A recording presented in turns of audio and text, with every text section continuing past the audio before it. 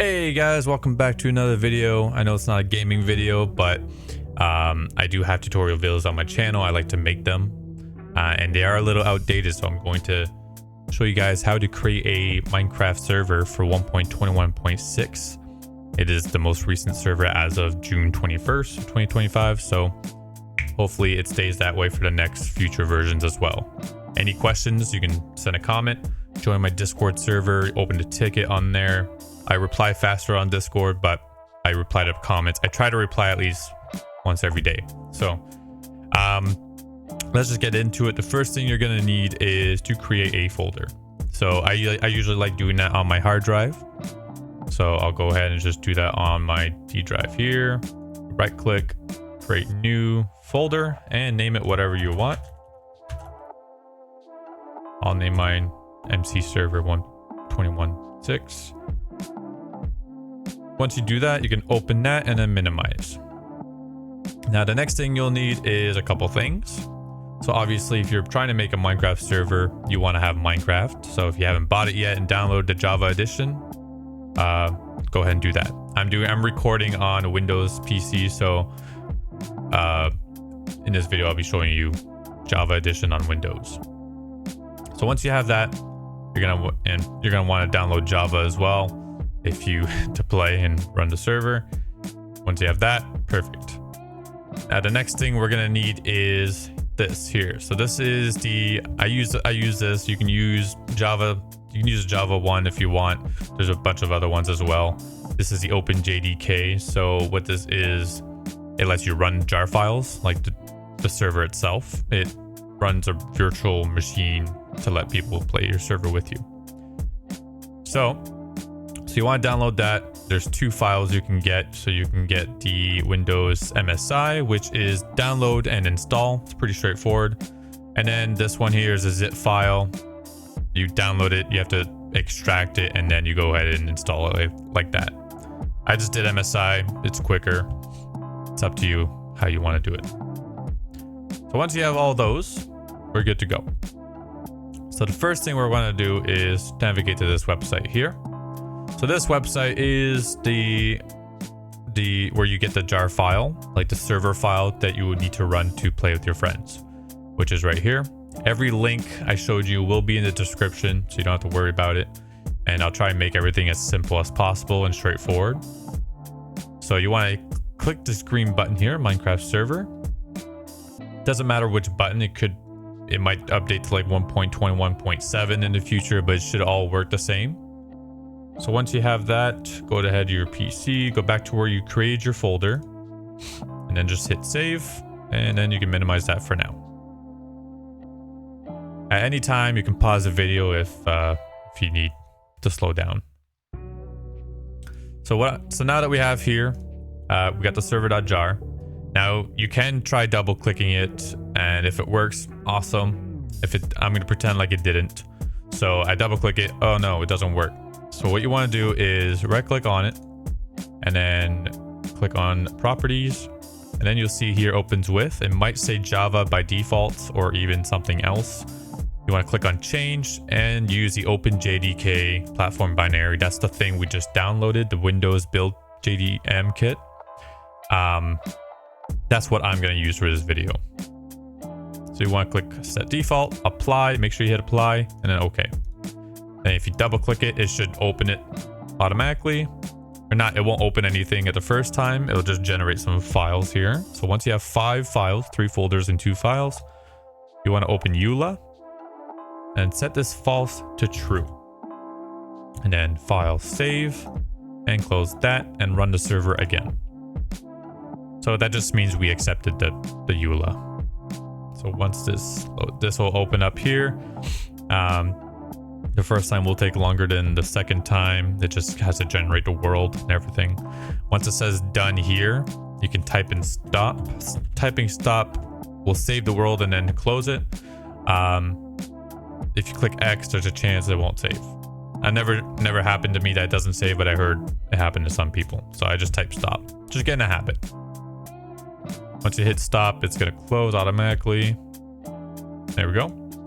So now we have our basic server, but now this server runs with very little RAM. So if you're going to have players join your server, especially if you have more than 2 players, it's going to cost you some RAM. Which means if your server is running out of RAM, it'll bottleneck and it'll start lagging. So to do that, we want to right click here, click new, and then hit text document. You don't have to name this one. We're going to delete it after. Open that up. And then you want to go back to that website, the server where we get the server, and there's going to be a code here. And this code will also be in the description below. So you want to copy that. Excuse me. And then paste it in here. So what this is saying is it's telling Java to run this jar file right here with a maximum and minimum amount of RAM. So if you guys do remember, our jar file that we're running a server with is called server.jar. So we are going to have to rename this to server.jar. Just like that. So server.jar. And then XMX means maximum of RAM. XMS is minimum of RAM. So right now it's set to run the server at exactly 1 gig of RAM, which is not that much. If you have an 8 gig PC, you can go to a maximum about of 4 or 5. Depends what you're running in the background. Just make sure you equally distribute to your system. You don't want to use too much. So I have a lot of RAM. I could go like a lot, but for the sake of the video, I'm going to go 8,000 megabytes. So 8 gigs of RAM, not 8 gigs exactly for you nerd freaks, but just for the sake of the video, we'll say 8 gigs of RAM. And I'll do a minimum of 6,000 megabytes of RAM. So right now I'm telling the server to run 8 gigs of RAM, or between 8 gigs and 6 gigs of RAM. So it's going to run, could be 7, could be 6.5, whatever. It's going to run in between that, but it's not going to go any lower than 6,000. It's not going to go any higher than 8,000 megabytes of RAM. Once you're done that, you want to click on file. This is the most important part. A lot of people messed up on this in the comments. It says in the video on how to, I'm pretty sure I said what to do, but just don't skip this part. You want to click on save as, and then where it says save as type at the bottom here, click on that and click all files.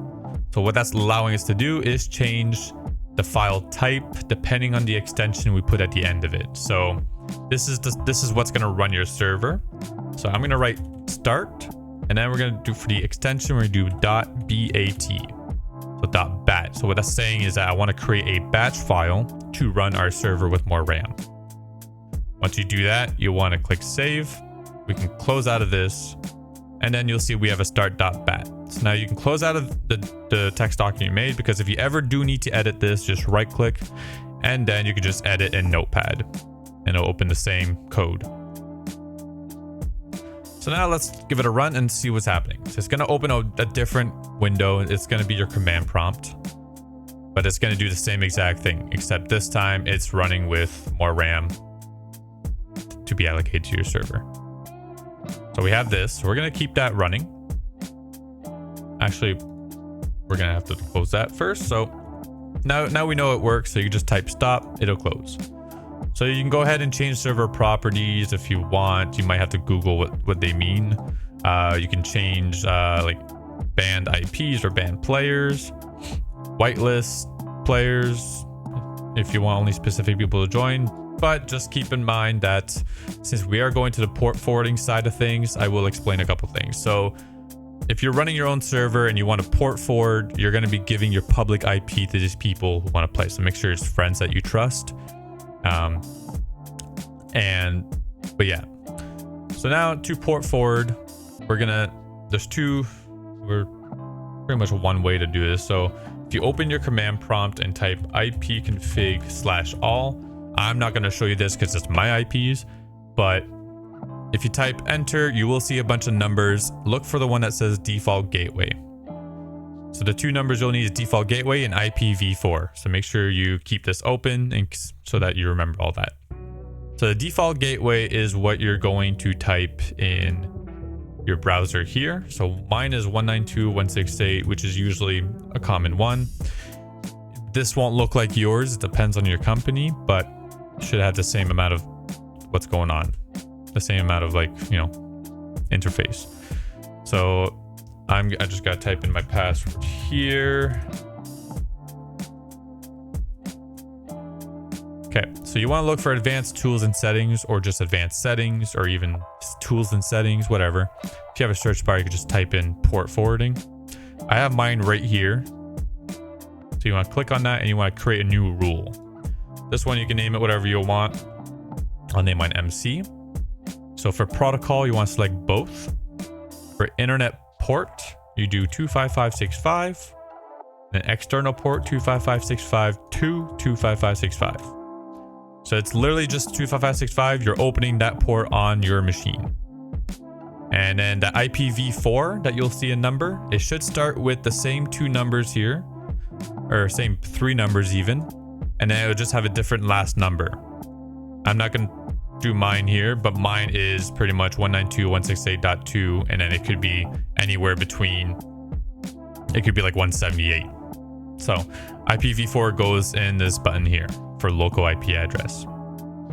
Now, if it doesn't let you select both, make sure you just open one for TCP and UDP. And you just do that by creating a new rule. All right, perfect. So I'm going to go ahead and cancel that one because I don't need to do that. I already have one open for that. Now that we port forwarded, you're going to want to go here, just type in my IP, and you should, there's a bunch of websites that will get your IP. Copy paste that to your friends, and because they will need that. Now, if you want to know if there's if something's open, I'm not going to open this. It will show my IP, but you just, I'll send that link in the description too. Just click on this, make sure the port says 25565, click check. And if it says closed, it's not working. If it says open, it's working. Now it's only going to be open when you start the server. Like right now, if I did it, it'd be closed. Once I start this, let it load. Once it says done, then it should say open. Now we're going to test our server. So minimize everything. I have Minecraft up right here. Now there's 2 ways. If you're a host, you can just type localhost. Look at that. It says I just joined the server. Oh, and I got this thing. So I just joined the server and it works. Okay, and then another way you can do it is you can click add server, and you're gonna this is where you type your public IP. So I'm just gonna write zeros, and then you want to do :25565. So public IP :port, and that's what your friends are gonna type as well. Click done. You'll see it's working, and there you go. And I'm in the server. So there you go. So this is how you create a server for 1.21.6 with more RAM. Hopefully this helped a lot. I know I talked pretty fast. I try to be concise with everything. If you have any questions, leave a comment in the comment section. And if you like this video, if it did help, subscribe and like, helps me a lot. Or you can join the Discord server and come talk to me there and ask questions there. Right. So thank you guys for watching, and hope everything works out for you guys. Bye bye.